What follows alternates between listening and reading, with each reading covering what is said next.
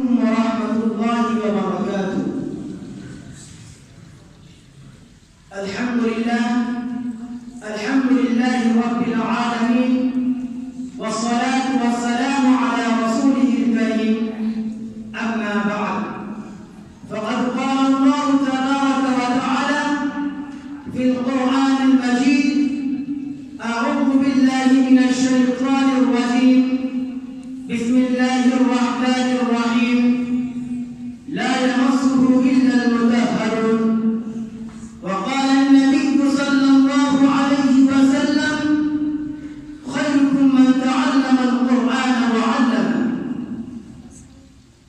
رئيس الحفلة المعظم وإخواني في الدين، إني أريد أن أبين أمامكم خطبة مختصرة في هذه اليوم المبارك. القرآن دستور الإنسانية. يا أيها المستمعون الكرام، هل أنتم تعلمون ما هو القرآن؟ القرآن هو الكتاب الذي نزل الله عز وجل من السماء إلى الدنيا على عبده الحبيب محمد صلى الله عليه وسلم. القرآن هو الكتاب الذي نزل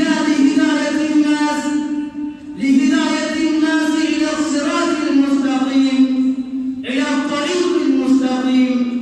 القرآن هو الكتاب الذي فيه دستور الحياة الإنسانية. القرآن هو الكتاب الذي فيه شفاء للناس بما في الصدور.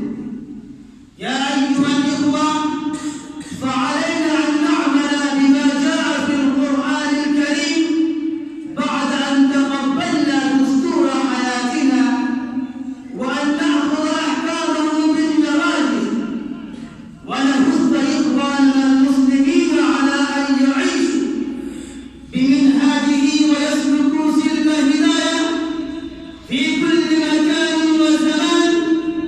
ولكن نحن نعلم جيدا أن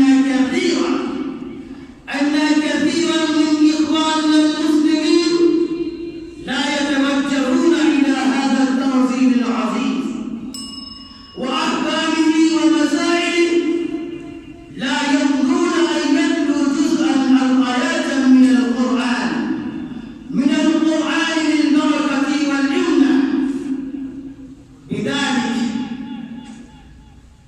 لا يريدون أن يبعثوا أولادهم إلى المدارس العربية الإسلامية لتلقي القرآن والسعادة بتلاوة، مع أن النبي صلى الله عليه وسلم قال: خيركم من تعلم القرآن وعلمه. يا أيها الإخوة، هذا الحديث يحث كل منا على تعلم القرآن بأنفسنا، ويكلف أولادنا بتعليمه وعمله. واعلموا قد فاق أهل القرآن،